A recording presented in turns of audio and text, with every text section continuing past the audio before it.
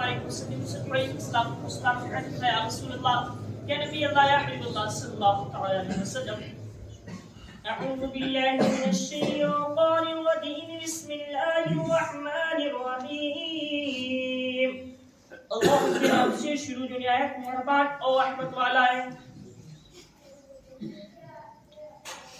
ثم أتموا الصيام إلى الليل ولا تباشروهن وأنتم عاكفون في المساجد.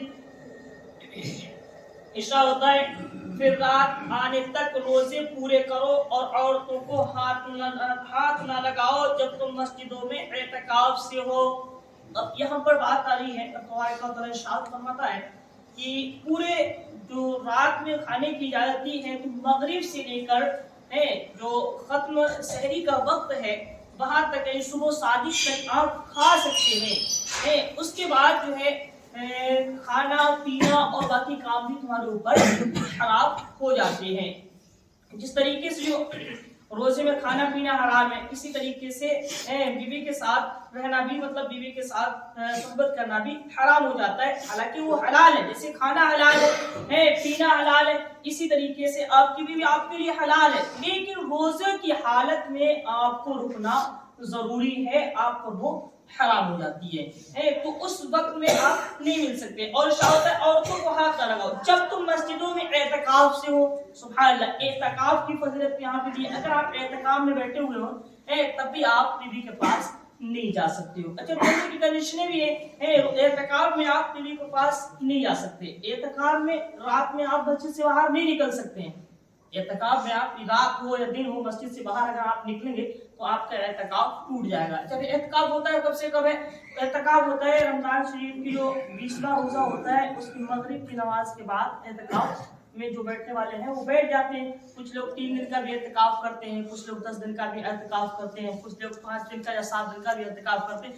بہتر یہ ہے کہ لاسٹ کے جو 10 روزے ہوتے ہیں ان میں اعتکاف کیا جائے. سبحان اللہ.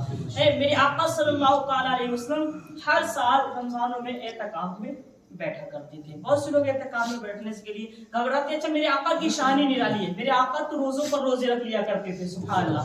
اس کے بارے میں بھی ایک جگہ پہ آیا ہے, آپ سماعت کریں. اس کو صوم مثال کہا جاتا ہے. ہم اور آپ کھاتے پیتے بھی ہیں. میرے آقا صلی اللہ علیہ وسلم افطار بھی نہیں کیا کرتے تھے اور سحری بھی نہیں کیا کرتے تھے, روزے پر روزہ رکھ لیا کرتے تھے. وہ سماعت کریں. یاد رہے کہ بغیر افطار کے اگلا روزہ رکھ لینا اور یوں مسلسل روزے رکھنا صوم مثال کہلاتا ہے, اور یہ ممنوع ہے. ہمارے اور آپ کے لیے منع فرما دیا گیا. کیوں؟ اس کی اجازت صرف حضور نبی کریم صلی اللہ تعالی علیہ وسلم کو تھی. سبحان اللہ. خود روزہ رکھنے کی صرف اجازت کس کو تھی؟ میرے آقا صلی اللہ تعالی وسلم کو تھی.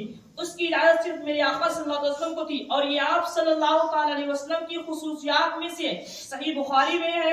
حضرت ابو ہریرہ رضی اللہ تعالی عنہ سے روایت ہے, رسول کریم صلی اللہ تعالی علیہ وسلم نے صحابہ اکرام رضی اللہ تعالی عنہم کو صوم وصال کے روزے رکھنے سے منع فرمایا تو انہوں نے عرض کی آپ تو وصال کے روزے رکھتے ہیں. ارشاد فرمایا تم میں سے میرے جیسا کون ہے؟ سبحان اللہ.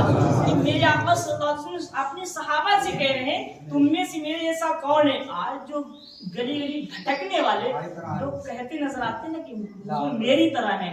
جب صحابہ سے کہا نا تم میں میری طرح کون ہے, تمہیں میری طرح کون ہے, تو صحابہ کہہ سکتے تھے ہم آپ کی طرح ہیں. صحابہ وہاں پر خاموش رہتے ہیں کیونکہ میرے نبی صلی اللہ علیہ وسلم کا مقام صرف رب تبارک و تعالی جانتا ہے. صحابہ نہیں جانتے تھے. میرے آقا صلی اللہ علیہ وسلم پھر کیا فرماتے ہیں حضور تم میں تو میری طرح کون ہے؟ مجھے تو میرا رب عز و جل کھلاتا اور پلاتا ہے. سبحان اللہ. میرے آقا صلی اللہ علیہ وسلم ارشاد فرماتے ہیں مجھے میرا رب کھلاتا ہے. میرے آقا اس کا مطلب یہ ہے کہ افطار بھی میرے رب کراتا ہے میرے نبی کو, اور سحری بھی میرا رب کراتا ہے. یعنی افطار بھی رب کے ہاں, سحری بھی رب کے ہاں. سوچو اس نبی کا مقام کیا ہوگا. رب کے یہاں رب کے یہاں سے کھاتا پیتا ہو. حالانکہ تبارک و تعالی کے محبوب صلی اللہ علیہ وسلم ہماری رہنمائی کے لیے, ہماری برکت اور رحمتوں کے لیے آئے ہیں. یہ جو روزے ملے یہ بھی نبی کی قدموں کی برکتیں ہیں. قرآن ملا, نبی کریم صلی اللہ علیہ وسلم دنیا میں تشریف لائے اس کے بعد ہمیں قرآن ملا. اس سے پہلے قرآن نہیں ملا. جب میرے نبی تشریف لائے اس کے بعد قرآن ملا. روزے فرض ہوئے मेरे नबी सल्लल्लाहु अलैहि वसल्लम तशरीफ लाए उसके बाद फर्ज हुए हैं।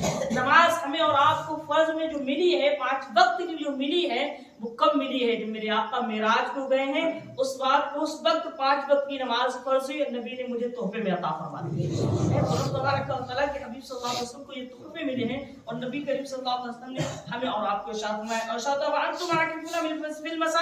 जब तक कि तुम मस्जिदों में एतकाफ से हो। उसमें बयान है कि रमजान की रातों में रोजे दार के लिए बीवी से हम मिस्त्री हलाल है जबकि वो मुअतकिफ ना हो, लेकिन एतकाफ में हो औरतों से मियां बीवी वाले ताल्लुकात हराम हैं। अगर एतकाफ में है तो ताल्लुकात भी हराम हो जाते हैं। एतकाफ में इंशाअल्लाह तबारक व तआला हम कल रोशनी डालेंगे, आप ज़ात समाअत करें कि एतकाफ की फजीलत क्या होती है। कल बैठेंगे इंशाअल्लाह ताला उस पर गुफ्तगू करेंगे कि एतकाफ से सवाब क्या मिलता है और हमें एतकाफ क्यों करना चाहिए। अल्लाह तबारक व तआला से दुआ है मौला ताला हम सबको पढ़ने और सुनने ज्यादा अमल करने की तौफीक